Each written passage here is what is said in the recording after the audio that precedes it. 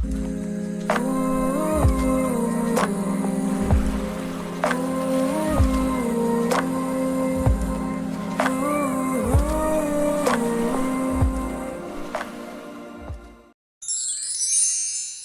my name is Dan, and this video is one in a series of videos that I'm doing about tutorials in game design.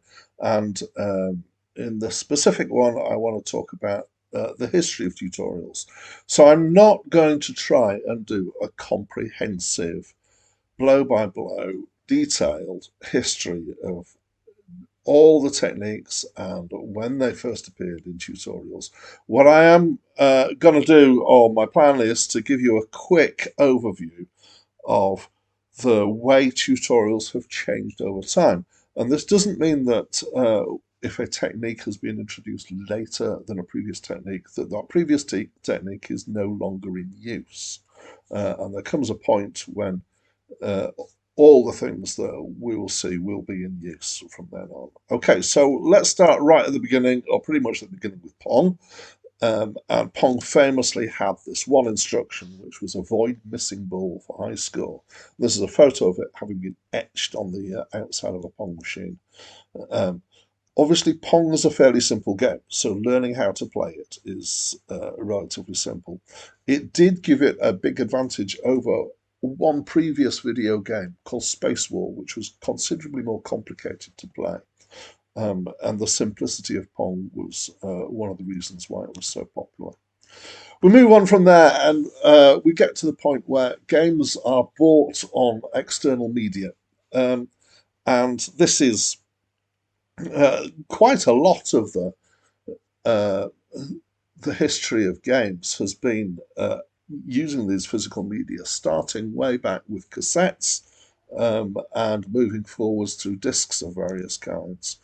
So it is way back in time, Nebulous for the ZX Spectrum. And typically packaged with these games physically, there would be a printed book or booklet. Sometimes it was just the sleeve for the cassette. And as time went on, the more complex games became, then the bigger these manuals became for you to actually learn how to play the game.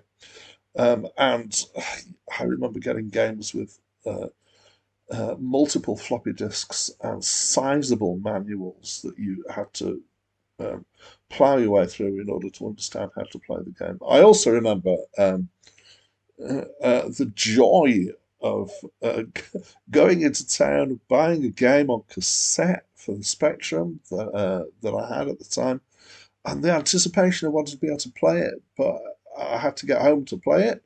Um, but at least I had something to read about the game on the bus on the way back home, which was so I would often be breaking over the packaging, open the packaging, started to read the manuals.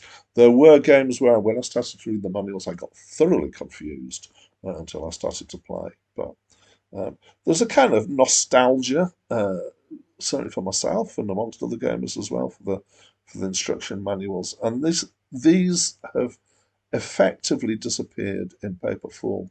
There are some games have PDF manuals, but it's still really not a thing because we've moved on from there to having the tutorial, the teaching of the game as becoming part of the game. Um, and I guess the significant point for that was CD-ROMs, where you started to have enough storage for your game for that to be a significantly achievable thing. So one of the reasons why it used to be paper instructions is because every byte counted in the past for your game. Anyway, so we moved on to on screen, and that's this is actually from a fairly recent thing, but these things are still used, which is on-screen text tutorials, maybe with some pictures that you can access at the beginning, or even partway through the game, etc., to teach you how to play. And for fairly simple games, this sort of tutorial is still used. And then we moved into the tutorial being effectively part of playing the game, and we started to have things like tutorial levels and Here's a picture from being able to get to it from Minecraft way back in time. And then this idea has evolved into, and I particularly experienced this with MMOs, the concept of a starting area. And this is more important when you have like an open world game rather than a level based game. And so you would have a part of the world which was dedicated to teaching the player how to play when they first arrive. World of Warcraft did this particularly well at various points in their history.